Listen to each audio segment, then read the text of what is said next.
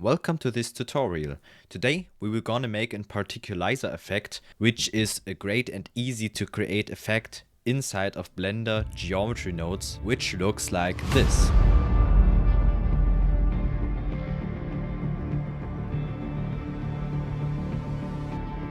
And without further ado, let's go into Blender, and we will of course use the newest alpha, but you can also use 3.2 or 3.3, but we will be using 3.5 for now. I think it doesn't matter.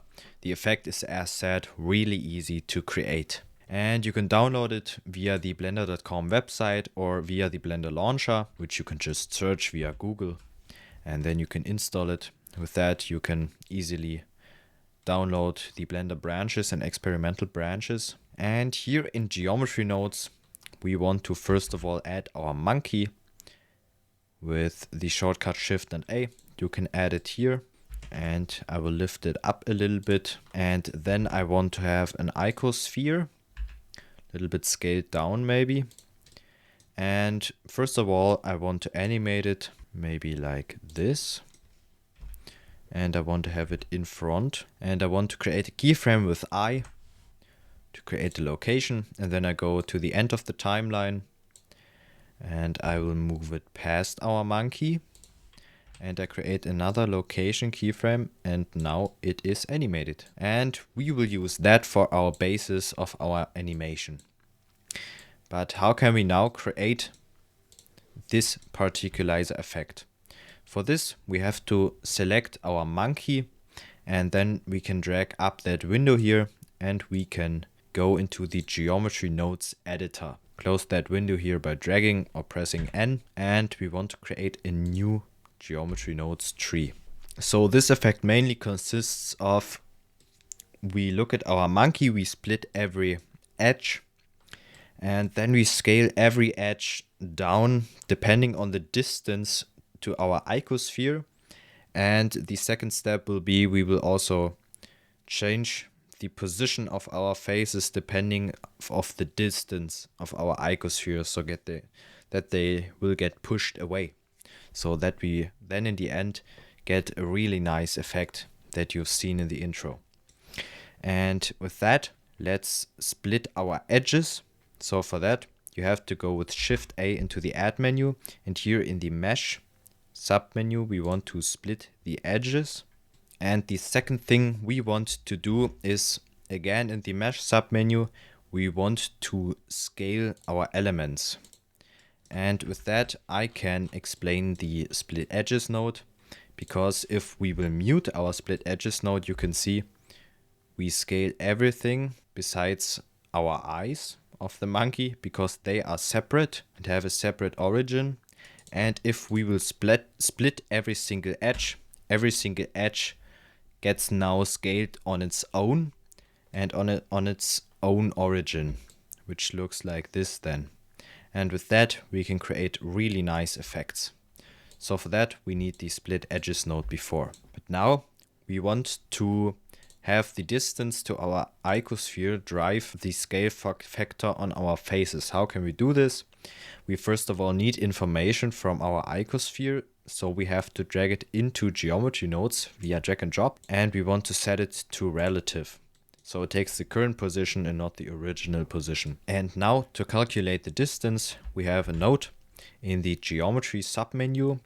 Again with Shift A, you can go into the Add menu, and here you have the geometry proximity node, and with that we can get the distance from our icosphere to our monkey, and we can drag the distance in our scale factor, and now you can see it is scaling depending on our distance, but not quite what we want to have.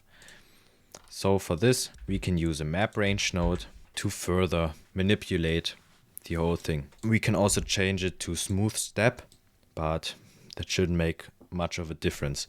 First of all, we don't want to have it when the icosphere is close, that the faces are scaled to 0. We want to have it quite the opposite. So we will change the output of 0 to 1, and the output of 1 to 0. And now it is inverted, and this is what we want, but our fall off is too small, so less of our mesh gets revealed.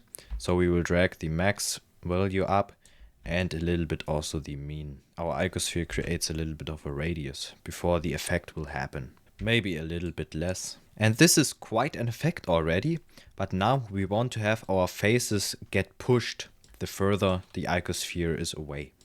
And how can we do this? First of all, we have to change the position of our faces. And we can change the position of something, that's right, you guessed it, with the set position node in the geometry submenu. And you can use that after the scale elements node. We want to change the position with a vector node. It is, I think, in the input submenu, yes, the normal. And we want to add it on our original position. And now you can see it's quite a mess. And this is because this is way too much. And for it, and we want to control it, so we want to have a vector math node. You can just search it in the add menu and set it to scale.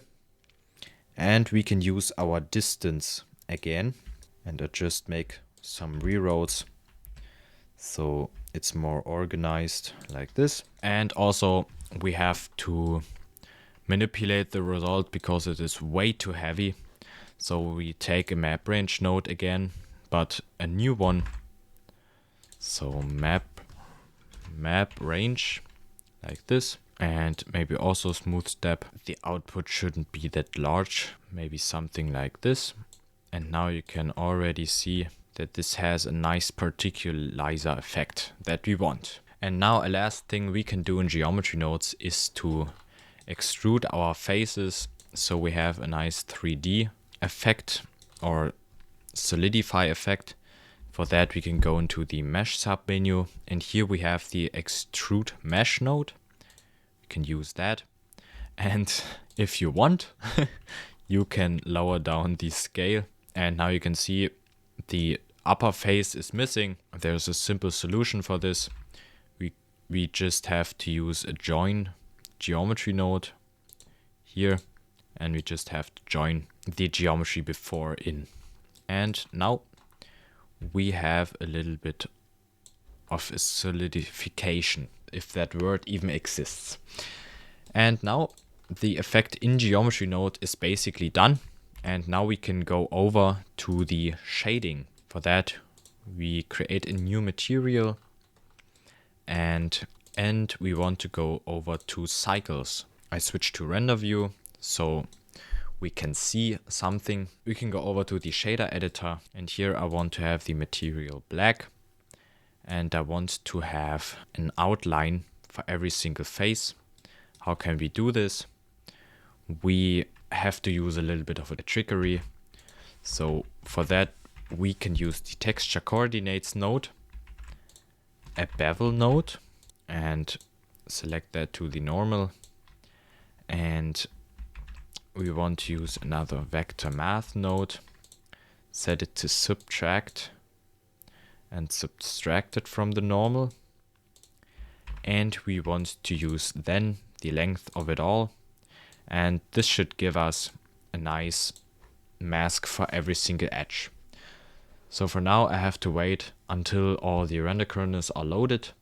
I'll make a little cut here and then I can say if I made a mistake here. I can't quite remember. So now the render kernels got loaded and we can watch what we've got. Yes, so this was right. And we have now the mask for our edges here. We can adjust the radius and also the samples like this, and I will use something like that. And now we have nice edges, and we can use that mask for our emission strength like this. And for that we have to higher up our emission. And now we want to have the length, the distance from our icosphere to our monkey also in the shading, so we can change the color depending on that. How can we do this? First of all, I want to have the background not that bright, maybe something like this. How can we do that? it's quite simple. We have to go back to geometry nodes, and here we want to output the distance as a new attribute, and then we want to import that attribute in our shading. And so we can drag that onto our output, and I create a quick reroute here so we don't get lost, something like this. Now in our modifier properties, we have this distance here outputted, and geometry nodes asks us now what is the name for the new attribute. So we call it, for instance, strawberry, just for the lulz. And now in the shader editor, we can call this attribute, and for this we need the attribute node, and we can view it with the viewer node, and here we can type strawberry, and now we have that attribute in the shading, and we can plug that into the emission, and we can review it, and we can then use a color ramp to change the color, something like this, and the rest I want to have blue. And then I want to have also clear code to have this glassy look, and also transmission, of course. And then we can design the environment. So I want to have a cylinder-like thing here at the bottom, like this. And this should have the material of, let's say, also a roughness. So it should be also reflective, but metallic, something like this, and a little bit rough. Maybe something like this. This looks very cool. We can see these edges here, so we can shade it smooth auto. And the last thing is we can shade our icosphere. For that, we can create our mask again. So with the texture coordinates node and with a bevel node plugged into normal, and the vector math node set to subtract. We can subtract our original normal from our bevel, so we have the bevel alone, like this. And then we convert this all to a length, and this way we get a mask out of it, like this. And we can lower this a little bit, like this, and this goes straight into the emission strength. And this will be a glass material, but not that rough. Maybe something like this. And with the emission strength, now we can create a camera, and the background is still missing, so we go into the world settings, and here we can create a little bit of stars.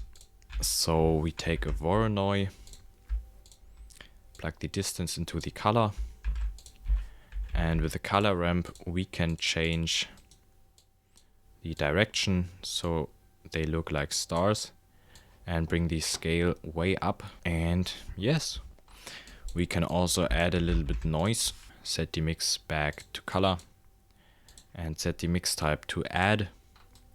And this way we can add noise to it. So we have a little bit of nebula effect, like this. And with the color ramp, we can again control the colors a little bit. So I want to have them quite blue. Maybe something like this should work. I set the scale a little bit down on here. This looks cool. And let's hit render and go into compositing. Let's change our sample rate like this. We don't need that high things, and let's enable fast GI approximation to 2. And in the performance we can also turn on persistent data if you want to render a sequence, if your graphics card can handle that, of course. And then we can hit render and create an image like this. Just add a little bit, oh, I forgot, in the view layer properties we have to enable denoising data, and we don't need that much samples. Maybe something like this should work. And then in the compositing we can add denoising and a little bit of glare effect. And now it's finished. So we can go back to denoising, and we want to use nodes. And we want to denoise our image with the normal and the albedo.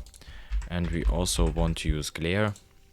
But for that, I want to experiment at first with the original image. This way it's way quicker, than it doesn't have to always use the denoising. The threshold can be maybe 0.5 or 0.3. This looks good, so we can use that after the denoising. And this should be our final image. And this was the Particulizer effect. I hope you've learned a little bit of stuff. And if you want to have the finished file with a lot cooler things and also wireframe around and everything, you can go on to my Gumroad. There I have the Particulizer effect, the full version. You have to scroll down for it, or maybe it's on the top. Maybe I reorganized this. Then you can click on here and you can use that wherever you want. Thank you all for watching. I hope you've enjoyed this tutorial. And if you want to, you can of course subscribe. And yes, thank you all for watching. Have a nice weekend and see you later, hopefully. Bye.